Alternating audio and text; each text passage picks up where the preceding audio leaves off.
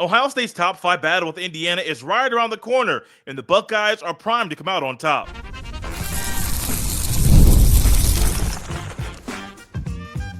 You are Locked On Buckeyes, your daily podcast on the Ohio State Buckeyes. Part of the Locked On Podcast Network, your team every day. It is Locked On Crossover, Locked On Hoosiers, Locked On Buckeyes. Just had everybody had it, a top 5 matchup in Columbus this weekend. I'm Jacob Goins of Locked On Hoosiers, Jay Stevens of Locked On Buckeyes. Man, we have been waiting for this. I had to wait a whole bye week to get to this week, Jay, but here we are, Hoosiers and Buckeyes in Columbus. It's here, man. This game is here. We've been waiting for it for a long period of time, and I'm very excited that we have this moment here where Ohio State is now going to play in the third top 5 matchup of the season. And I believe this is the first top 5 matchup ever in the history of the Hoosiers football program. Kirk Cignetti's done a lot of things right this year for the Hoosiers. Ryan Day's also done a lot of things right in Columbus. So the coaches are doing a lot of good things. The players are hyped up for this. You got a lot of guys on both sides of the ball that I think are going to make some big plays to keep this thing close throughout portions of it. Can't let you know where my mind is leaning about who I'm going to pick to win the game, but I do think this is going to be one of those games that I think both programs will be talking about for a while. And, it's so big for so many different reasons, right? I mean, Ohio State, they're no, this is not their first top 5 matchup. They're no stranger to a thing like this. They play, 2, 3, 4 of these each and every season, whether it be Penn State or Michigan or the Big Ten Championship or the college football playoff. I mean, they're used to this. Indiana doesn't happen over here in Bloomington, man. And so not only is it a top 5 matchup, you do have playoff implications with a head coach that just got a huge contract extension. And look, it's top 5, no matter how you look at it. I know there's haters on Indiana. There's haters on the schedule and on the lack of wins. I get it. I totally do. But the way we look at it, our opportunities right here, right now, on the road against an Ohio State team that's good. But Jay, you could probably speak to this. They're not perfect. No, they're not perfect, but neither is Indiana. I think both teams have flaws in their games.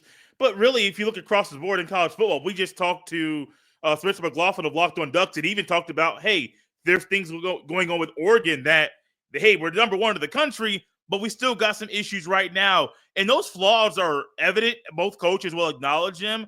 But I think Ohio State's able to, and even Indiana's able to kind of hide their flaws just a little bit in the right way so that they're not major flaws. There are things on Ohio State defensively. Everybody and their mom was talking about Curtis Work and these back shoulder throws and Ohio State's corners that have been not getting the job done lately. Everybody's talking about it.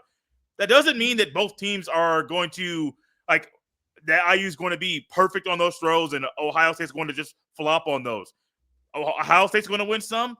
IU's going to win some. It's the other parts of the game that are, I think, going to be very intriguing in this game on Saturday.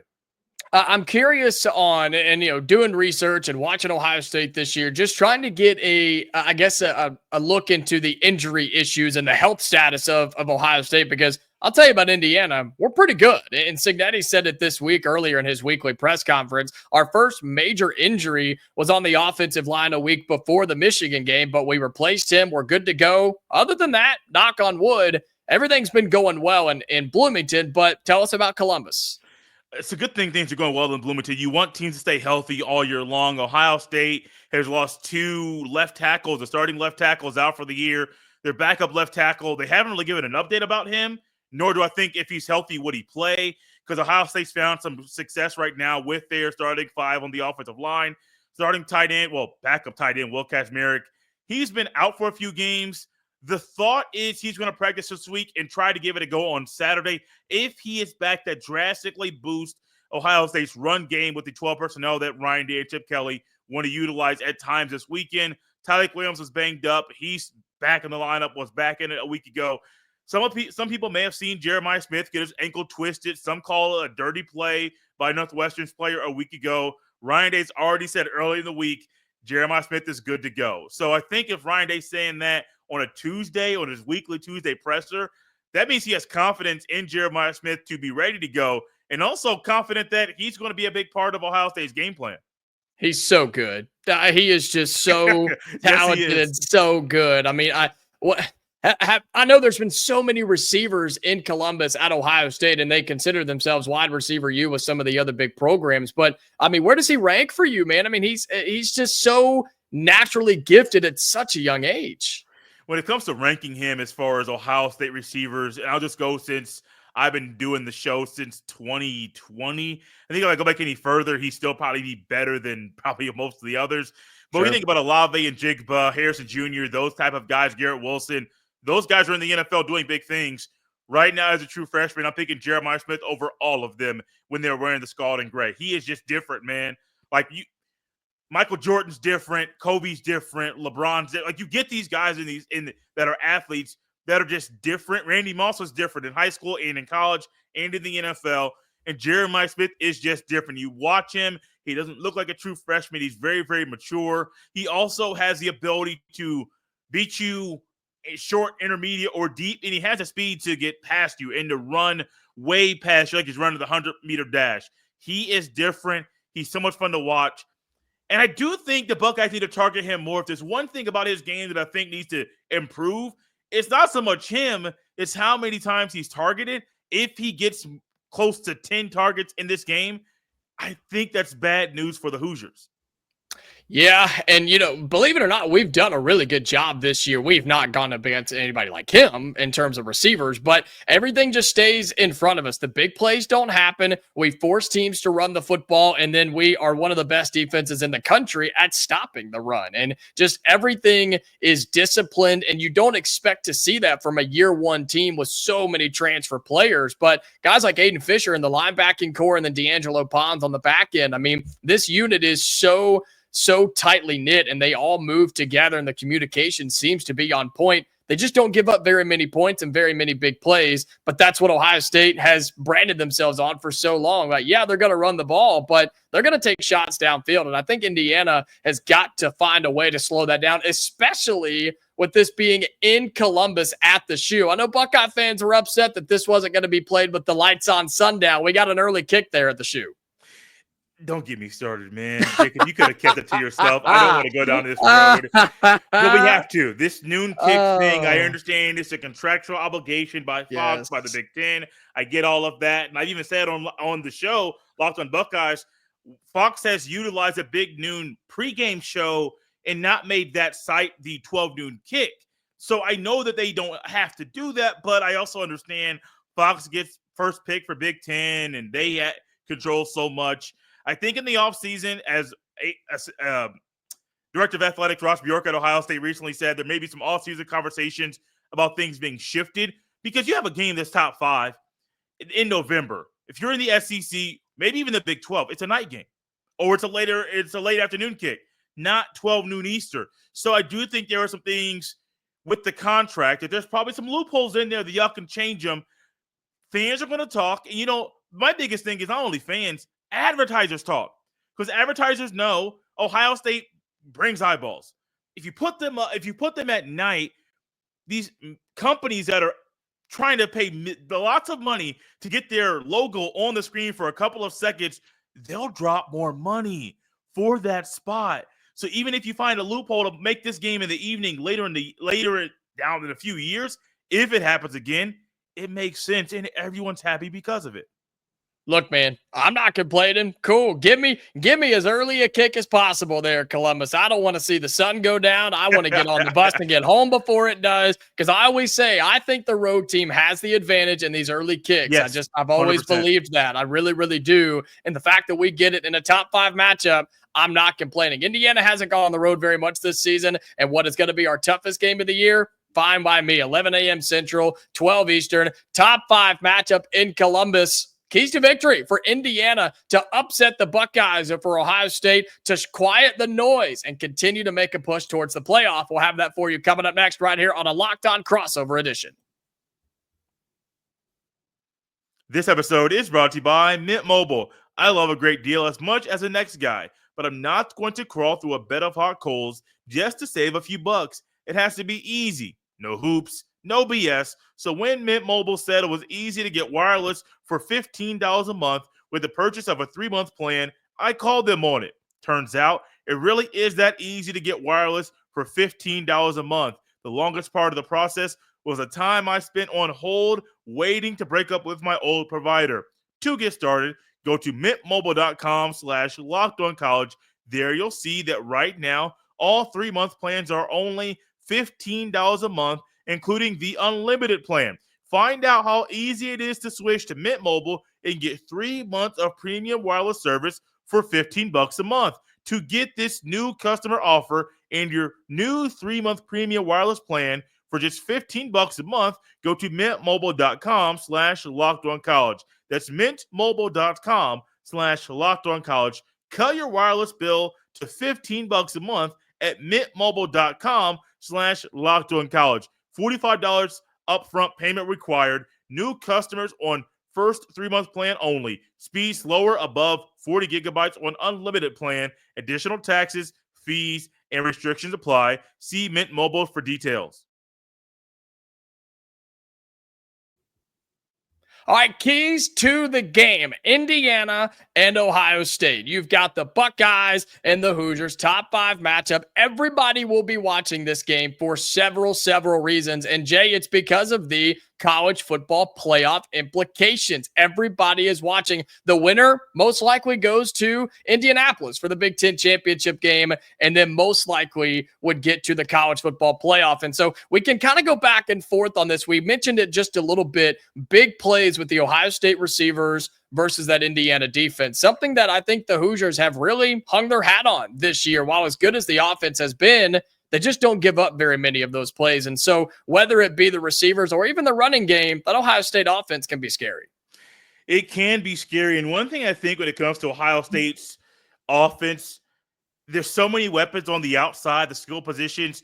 Jeremiah Smith's going to get all the attention, and he deserves it. Emeka Egbuka is going to get a lot of attention. He deserves it.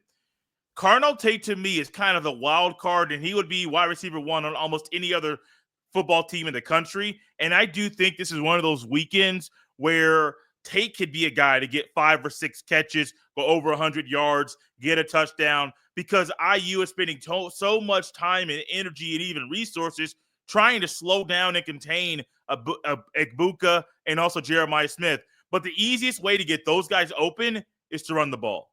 And Ohio State's been very fortunate this year to have 2 guys that play well consistently. If one guy's not going, generally the other guy is. It's rare that both guys don't go on the same game.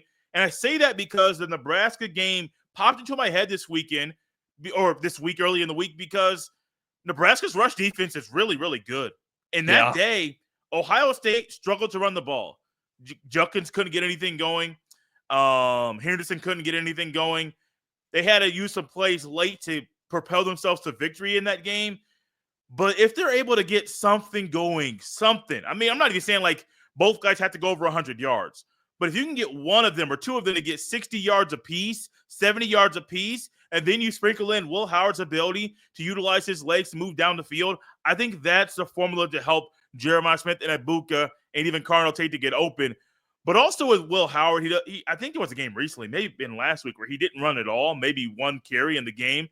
I think this is a game where he has to go 10 to 12, maybe 15 rushes in this game to kind of play the chess match, try to figure out how to get the upper hand on the Hoosiers defense. If you use him more, the RPO stuff just gets opened up, bigger windows for Jeremiah Smith to catch the ball. And once he catches it, watch out, because that boy has home run speed.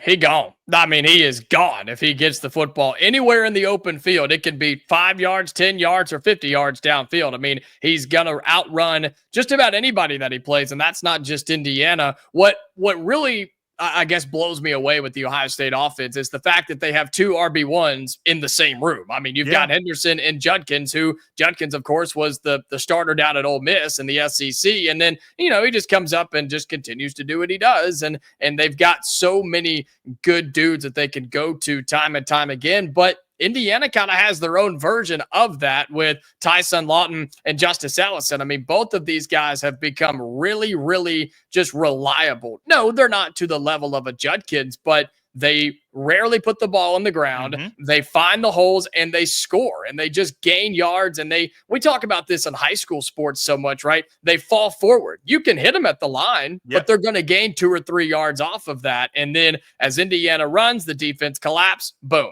There's Curtis Rourke, who I still believe, even though he missed a game with an injury, had thumb surgery this year, Jay, he still has Heisman level numbers. I mean, so many of his offensive categories are still top 5 in the country. He doesn't turn it over. He throws for a ton of yards, and he can scramble if he needs to. And man, he throws such a pretty ball. For Kirk Cignetti to go and find this guy in the MAC in Ohio, and nobody else wanted him, and to give him a chance and basically give him the reins to the offense and say, here you go.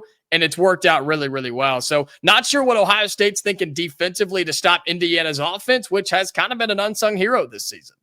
You know, defensively for Ohio State with those guys on the outside, Omar Cooper Jr. and Elijah Surratt, I do think those two guys are the guys that are going to get a lot of attention. But as you went over the running backs so well, I think that's kind of where Ohio State's focus has to be first. Everybody knows Ryan Day talks about it. Urban Meyer pounds the table. To win these games, you must win the battle in the trenches. And I think for IU, even though the receivers are going to get a lot of attention, and the tight end, forgive me, I forget his name, but I know he's a good, solid player as well. Yeah, they're going to get a lot of attention. IU won't win the game if they can't run the ball. I'll just go out and say it. Yeah. If you cannot come into this game, even being the underdog, without just saying, look, we got to make sure we run the ball. But also, Ohio State's rush defense is actually pretty good. Now, I'm not going to say it's like top tier elite, the best of the country. I don't know the numbers right in front of me about how many rushing yards they give up a game compared to everybody else in the country, but it's pretty good. You have a front four that's all going to the NFL that's very, very solid. And so the weakness for Ohio State's defense is the guys on the outside. They've been an occasional liability in pass coverage and one-on-one situations only. They've been good in stopping the run and tackling in space on the perimeter, but they've been struggling, and they're an occasional liability at times in one-on-one situations. Well, to help those guys out, you got to get pressure off the middle. And one thing that annoys me is that sometimes Ohio State's defensive line, if they rush forward, they bring a fifth guy, they kind of open up the middle to allow quarterbacks to move up in the pocket and maybe occasionally scramble for a few yards. If Ty Hamilton and Tyleik Williams keep that pressure, they don't open up but just keep moving deeper and deeper to the pocket, that's going to help the receivers on the corners on the outside guard those really talented receivers. Well, Horton is the tight end that you're talking about for Indiana, but I think a guy you need to keep an eye on is Keyshawn Williams. He's the third leading receiver in terms of touchdowns this year, has come on late in the back half because of guys like Cooper and Surratt. They get so much attention. Watch out for him. I'm just saying, he was my Roy Player of the Week a couple of weeks ago on Locked On Hoosiers. The guy has really stepped up, and if Curtis Rourke doesn't turn the football over, which he's been good about this year, Indiana's got a chance, but it's a classic road game, man. You put it on the ground or throw it to the other team, Ohio State's going to convert. They're too good not to. You cannot afford to do that if you're Indiana. So talk about a key to victory for the Hoosiers. Keep it in your own possession. And early in the season, scoring touchdowns and not field goals was not an issue. As of late, it hasn't been as good, especially against that Michigan defense. So we'll have to see what happens when the Hoosiers and the Buckeyes get together with so much on the line. Big Ten championship, college football playoff, rather. Bragging rights? Is that a thing in Ohio State, Indiana? It could be now. We'll talk about that in the final segment coming up on the Locked On crossover of Hoosiers and Buckeyes. This episode is brought to you by Skylight Frames. Planning to celebrate the holidays with your friend group and want to surprise them all with something a bit more special and meaningful than booze this year? Well, we've got the perfect gift for you. Skylight Frame is a touchscreen digital photo frame your whole family will love. Upload thousands of photos with your phone and watch them appear in seconds. Setup takes less than 60 seconds. There's seamless sharing where you're able to invite friends and family to easily share photos via the free Skylight mobile app or email. The touchscreen is a game changer. It allows you to swipe through photos, tap to see new photos sent, tap the heart button to say thank you to the sender. It looks beautiful in your home. Photos are displayed in HD resolution, and you can choose from 5 different frame styles. Set it up in portrait or landscape mode. And now, as a special limited time offer for our listeners, get $20 off your purchase of a Skylight frame when you go to skylightframe.com/college. That's SKYLIGHTFRAME.com/college. Get $20 off your purchase now at skylightframe.com/college. This episode is brought to you by FanDuel. Get ready to tackle the NFL action with FanDuel. It's America's #1 sportsbook because right now new customers can bet $5 and get $150 in bonus bets if you win. The FanDuel Sportsbook app gives you everything you need to place live bets on the NFL, and it's all in one place. So when you get a hunch in the middle of the game, you can check out the latest stats, view live play-by-play, and so much more on the same page where you place your bets. Just visit FanDuel.com to join today, and you'll get started with $150 in bonus bets if you win your first $5 bet. All the action goes down in two places, on the FanDuel Sportsbook app and at FanDuel.com. Never waste a hunch and make every moment more with FanDuel, an official sportsbook partner of the NFL. Final segment here on Locked On Crossover, Locked On Hoosiers, Locked On Buckeyes. Be sure that you are subscribed to all the YouTube channels, following us on all of your audio platforms as well, and having those notifications turned on. Look, the whole country is watching, Jay. The whole country is watching Indiana and Ohio State. This could break television records in terms of Ohio State, Indiana. I mean, this may be the most ever watched game these two teams have played because of what this. It's not a rivalry. It's not anything. It's just a game on the schedule for these two teams in years past. But it really is exciting to see, hopefully, this continue in years to come. I sure hope so. Indiana is one of those schools that's had a lot of talent. I say this as someone that was born in Indiana, grew up in Indiana, so I've been following the Hoosiers. My mom is an IU alum. All of her girlfriends, most of them went there too. So, like, I speak of them different than I do most other Big Ten schools. Sure. I kind of got a family tie. The program has not been good. They have not put the resources to football. They haven't done things to kind of even make themselves better as a football program until this hire. And the only reason this hire worked so quickly, he brought 30 people with him to Bloomington, Indiana. If he came and took it part of his staff and maybe a quarterback or a couple guys, I don't think the Hoosiers would have had this success. Hoosiers fans are thirsty for something like this, and they have it, which is why Cignetti got that large extension as quickly as he did. The thing for Ohio State is Ryan Day has found a good way to make sure that they don't overlook opponents this year. They talk about Purdue in a way where you're thinking Purdue's trash. But no, Ryan Day is making sure the players respect the Purdue Boilermakers. They are trash, Jay. It's okay. They're trash. It's horrible.